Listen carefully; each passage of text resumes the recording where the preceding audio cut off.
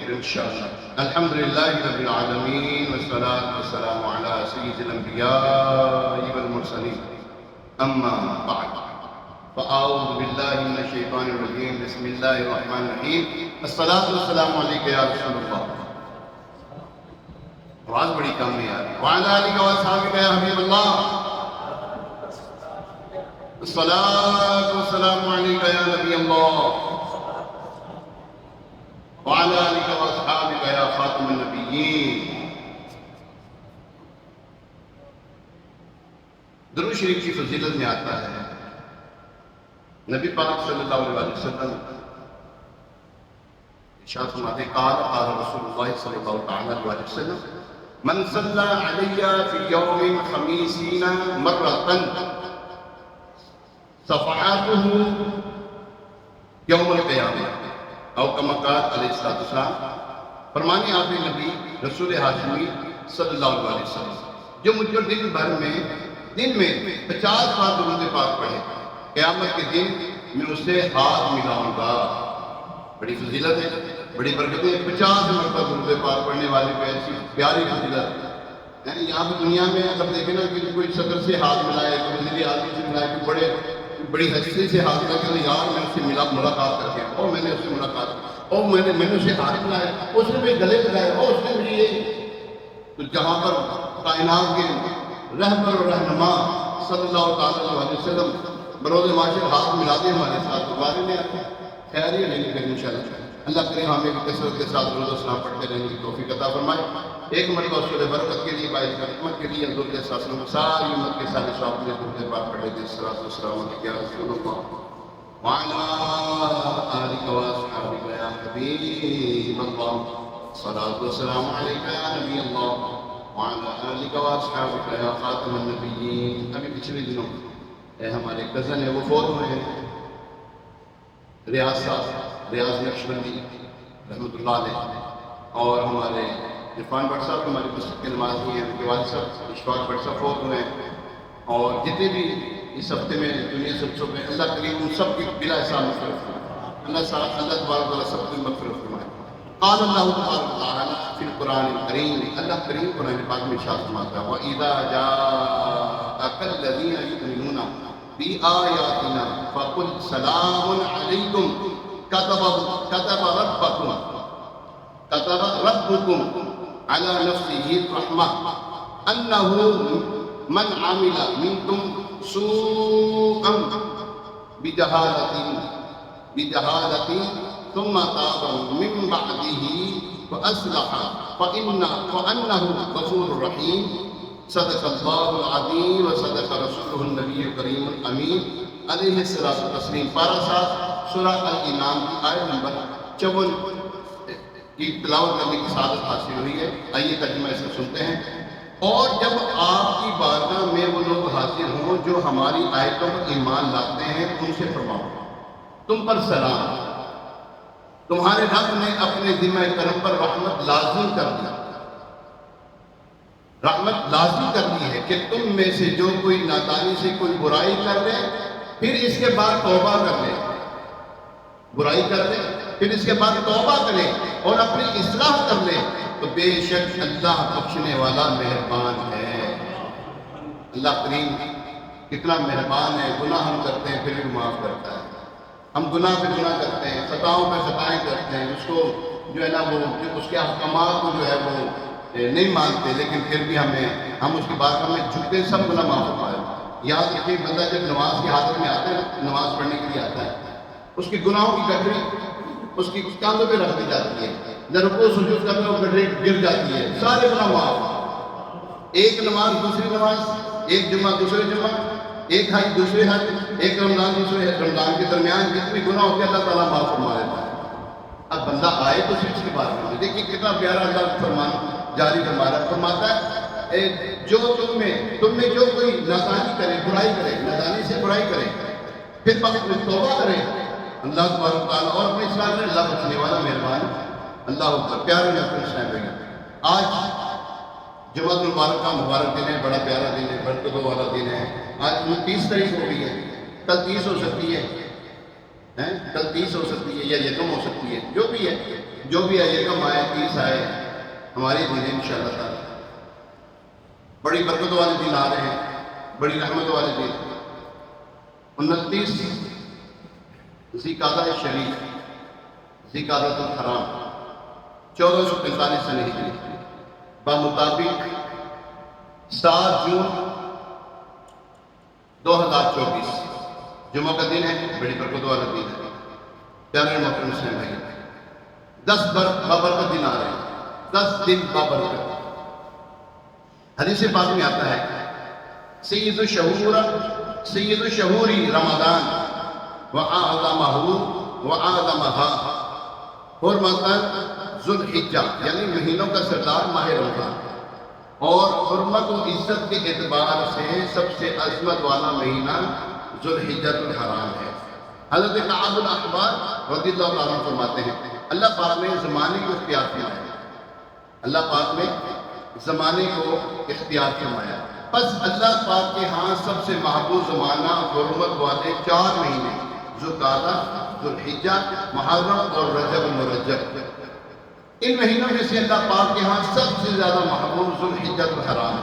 اور ذوالحجۃ الحرام میں اس کی ابتدائی درجے جن کو عشرہ ذوالحجہ کہتے ہیں، یہ اللہ پاک کے ہاں سب سے محبوب دن ہے، سب سے محبوب دن ہے۔ یہ عاشقان رسول، عشرہ ذوالحجۃ الحرام کی ابتدائی 10 دن بہت بابرکت ہے، یہ اللہ پاک کے ہاں بہت محبوب دن ہے، یہاں تک کہ اللہ پاک نے قرآن پاک میں ان ایام کی قسم ارشاد فرمائی ہے۔ کیسے؟ والفجر، فرمایا والفجر ولیال عشر، صبح کی قسم اور 10 راتوں کی۔ ایک قول کے مطابق آیت میں ذکر کی گئی 10 راتوں سے ذوالحجہ کی ابتدائی 10 راتیں مراد ہیں۔ پتہ چلا ذوالحجہ کی ابتدائی 10 راتیں بہت فضیلت والی ہیں کہ اللہ پاک نے ان کی قسم ارشاد فرمائی ہے۔ اللہ اکبر۔ حدیث پاک میں آتا ہے العمل فیہن یضاعف 700 ضعفاً، ان 10 دنوں میں نیکی کا ثواب 700 گنا بڑھا دیا جاتا ہے۔ اللہ اکبر۔ ترمذی شریف کی روایت میں ہے نبی پاک صلی اللہ علیہ وسلم نے ارشاد فرمایا عشرہ ذوالحجہ میں عبادت کرنا اللہ پاک کے ہاں عام دنوں کی نسبت زیادہ محبوب ہے۔ عام دنوں میں عبادت کی ان دنوں میں زیادہ محبوب ہے۔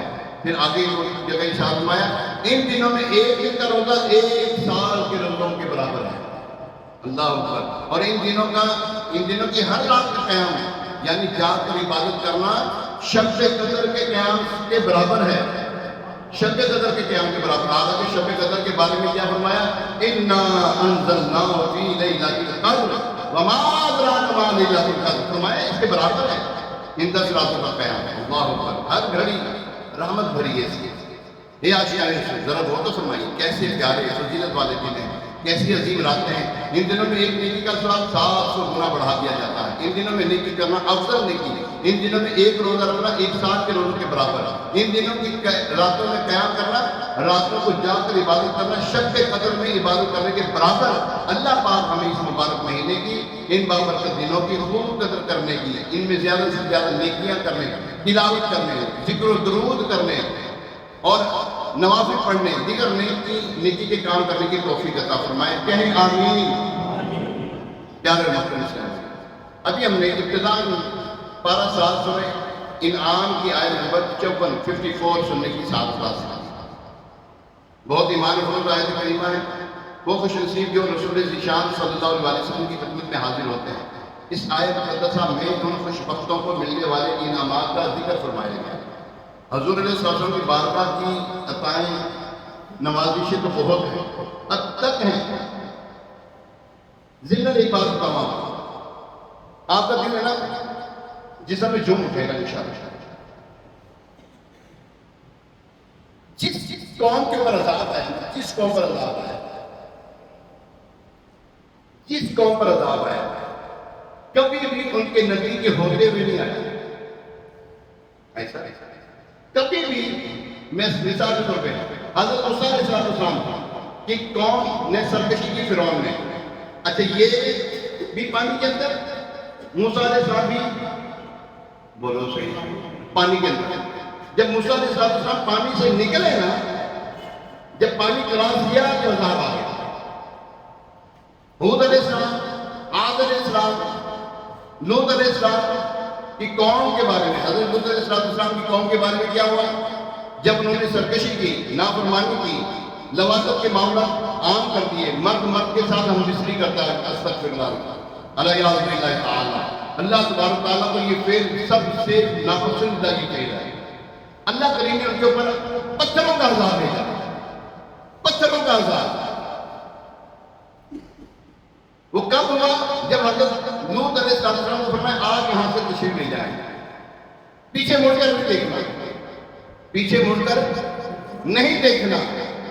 آپ کی جو تھی، آپ کی زوجہ جو تھی وہ نافرمان تھی.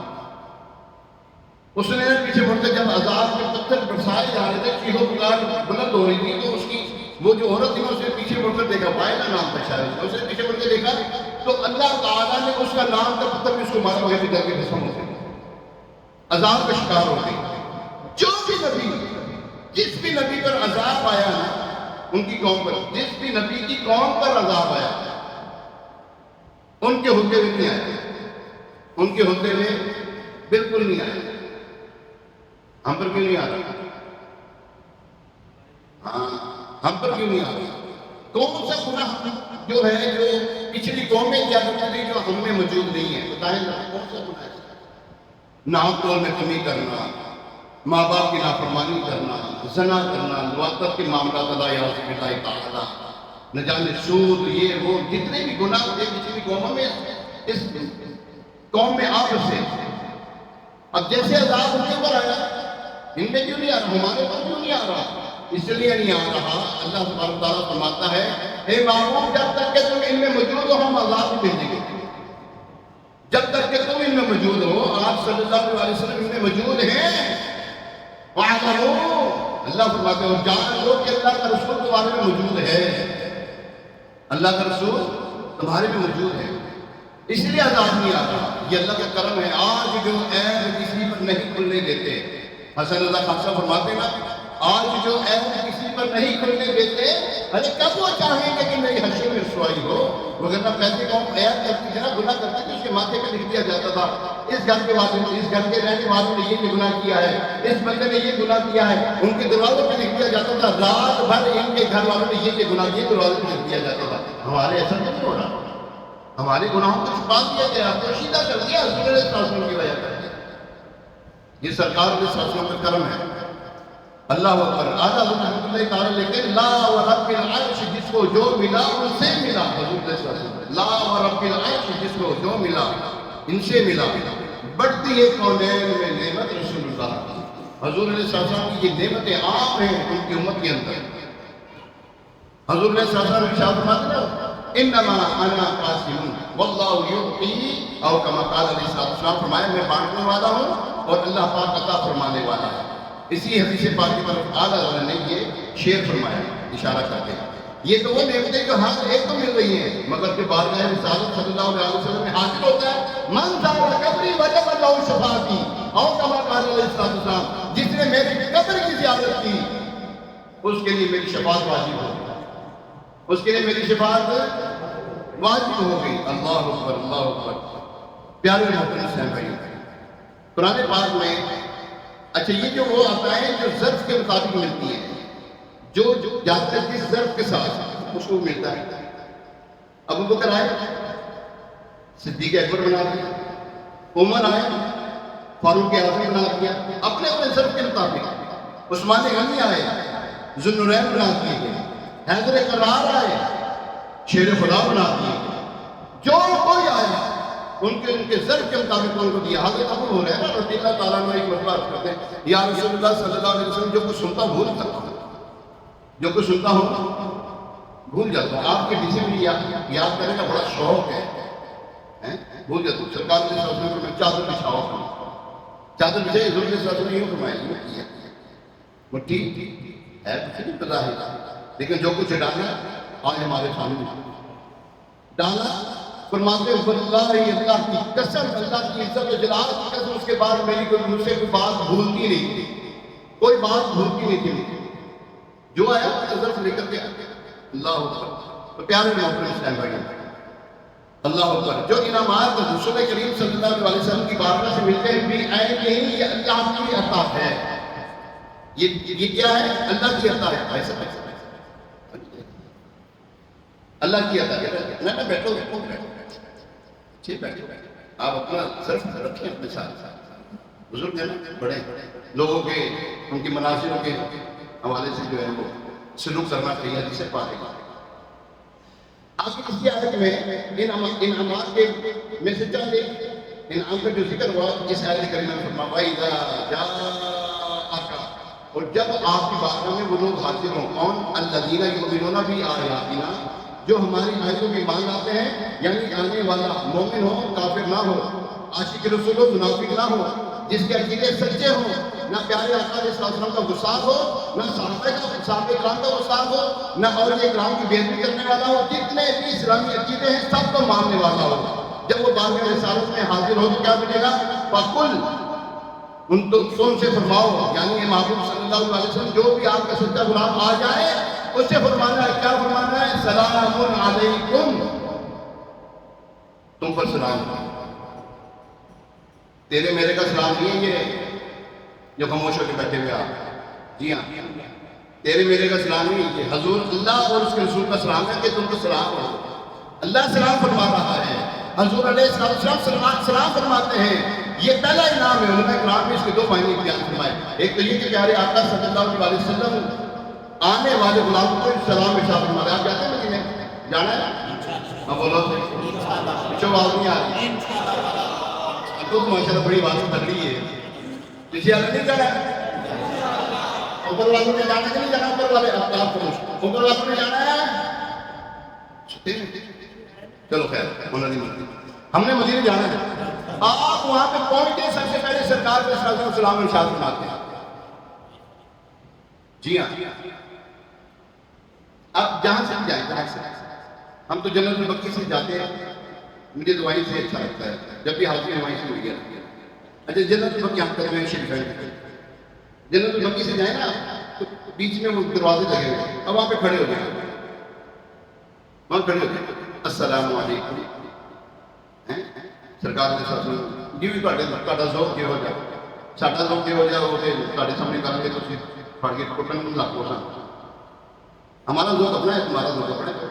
اچھا، وہاں پہ جا کے سلام حاضری اجازت نہ، آقا آپ کے دربار میں آ گئے، حاضر ہو جائیں، آ جائیں گے، اجازت ہے، اور کسی نے کہا جائیے تو نہیں بڑھ جاتے گھر، اب بولو صحیح، نہیں جاتے، کھڑکاتے دروازہ،